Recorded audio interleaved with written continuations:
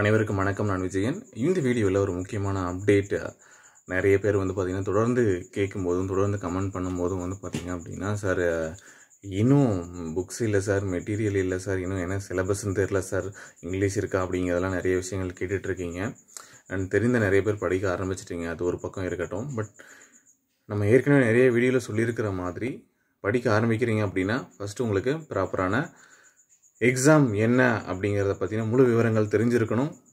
அதுக்கான சிலபஸ் என்ன அப்படிங்கிறத தெரிஞ்சிருக்கணும். சிலபஸ் தெரிஞ்சிருந்தால் அதுக்கு படிக்க வேண்டிய புத்தகங்கள் உங்கள்கிட்ட இருக்கணும். அப்படிங்கிற விஷயங்களை நான் முதல்ல ரெடி பண்ணுங்க அப்படின்னு சொன்னேன். ஸோ இது எல்லாமே முடிஞ்ச வரைக்கும் 1 வீக்குள்ளே ரெடி பண்ணுங்க அப்படின்னு சொல்லியிருந்தேன். ஓகே, ஸோ சீக்கிரம் ரெடி பண்ணிவிடுங்க. தென் படிக்கிறதுக்கான ஒரு ப்ராப்பரான பிளான் வேணும். பிளான் இல்லாமல் படிச்சிங்க அப்படின்னா, டார்கெட் இல்லாமல் படிச்சிங்க அப்படின்னா எதையுமே நீங்கள் அச்சீவ் பண்ண முடியாது.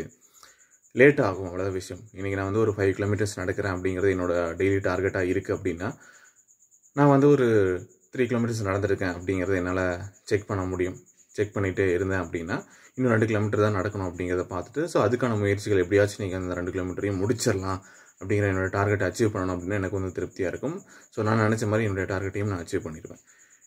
எந்த பிளானுமே இல்லை, நான் நடக்கிறேன் அப்படிங்கிறத மட்டும் என்னுடைய டார்கெட்டை வச்சுருந்தேன் அப்படின்னா நான் நடப்பேன். 1 கிலோமீட்டர் நடந்திருக்கலாம். ஓகே, நான் ஓரளவுக்கு நடந்துட்டேன் அப்படின்னு நினச்சிட்டு நான் வந்திருக்கலாம். ஓகேவா, என்னால் 5 கிலோமீட்டர் நடக்க முடியும். ஆனால் நான் நடக்கலை. 1 கிலோமீட்டர் நடந்ததே போதும் அப்படின்னு நினச்சி வந்துட்டேன். ஸோ இங்கே எந்த டார்கெட்டும் நான் வைக்கல. இதுக்கு மேலே நடக்க வேண்டாம் அப்படிங்கிறதெல்லாம் நான் எந்த ரெஸ்ட்ரிக்ஷனும் பண்ணலை, இல்லை நான் பண்ணவும் இல்லை. ஸோ அங்கேயே நின்றும் உங்களுடைய ஒர்க் அப்படிங்கிறது. ஸோ பாதியிலே நின்றும் நீங்கள் பெருசாகவும் போய் அச்சீவ் பண்ண மாட்டீங்க. இதே ஒரு டார்கெட் வைக்கும்போது அதை நம்ம அச்சீவ் பண்ணணும். முடிக்கலன்னா முடிச்சிடலாம், இல்லை டார்கெட்டுக்கு மேலே அச்சீவ் பண்ணலாம் அப்படிங்கிற ஒரு முயற்சிகளும் நம்ம எடுப்போம். இல்லை அந்த டார்கெட்டை இன்னும் கொஞ்சம் இன்க்ரீஸ் பண்ணலாம். 5ங்கிறத 6 கிலோமீட்டரை மாற்றுவோம். அந்த மாதிரி இன்றைக்கி படிக்கிற 5 மணி நேரத்தை 6 மணி நேரமாக மாற்ற முடியும் அப்படிங்கிற விஷயங்கள் எல்லாமே பிளான் பண்ணிங்க மட்டும்தான் தெரியும். இவ்வளோ படிச்சிருக்கும் தெரியும், எங்கே போய் முடிஞ்சிருக்குன்னு தெரியும். ஓகே, ஸோ அதுக்காக தான் சொல்கிறேன். அது நீங்களே மோட்டிவேட் பண்ணிக்கிறதுக்கும் சரி, இன்னும் கொஞ்சம் இம்ப்ரூவ் பண்ணிக்கிறதுக்கும் சரி, நிறைய வகையில் உதவும். ஸோ அதனால் பிளான் வச்சுக்கிட்டு, டார்கெட் வச்சுக்கிட்டு படிங்க.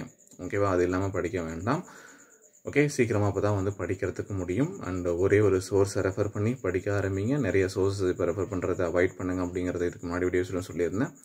ஓகே, ஸோ ஃபஸ்ட்டு நம்ம முடிக்கலாம். ஏன்னா இல்லாத ஒரு விஷயத்துக்காக நீங்கள் பதட்டப்பட வேண்டாம். நம்மளுடைய எய்ம் கட் ஆஃபை ரீச் பண்ணுறது தான் 200 அவுட் ஆஃப் 200 கொஷின்ஸும் அடிக்கிறது அப்படிங்கிறது இப்போ இல்லை. ஓகே, ஸோ அதுக்கு எவ்வளோ பண்ணணுமோ இருக்கிற சோர்ஸ் வச்சு நம்மளால் அதை அச்சீவ் பண்ண முடியும் அப்படிங்கிறத மட்டும் ஞாபகத்தில் வச்சுக்கோங்க.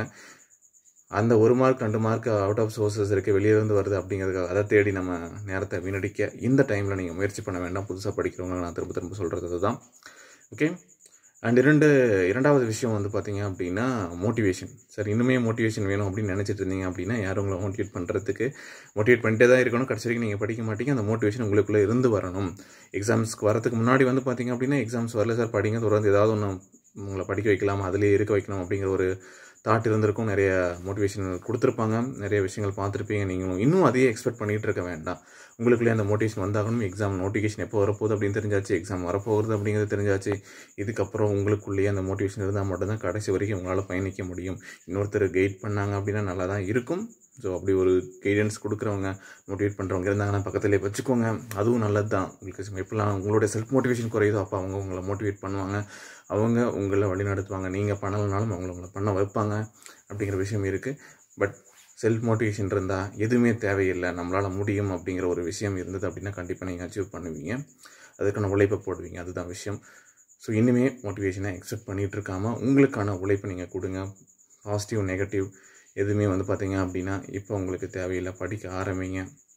உங்களுடைய முயற்சிகள் பாசிட்டிவான எண்ணத்தோடு ஆரம்பித்து முடிக்க முடியும், படிக்க முடியும், வேலை வாங்க முடியும் அப்படிங்கிற ஒரு எண்ணத்தோடு மட்டும் படிக்க ஆரம்பிங்க. Okay, all the best. Thank you.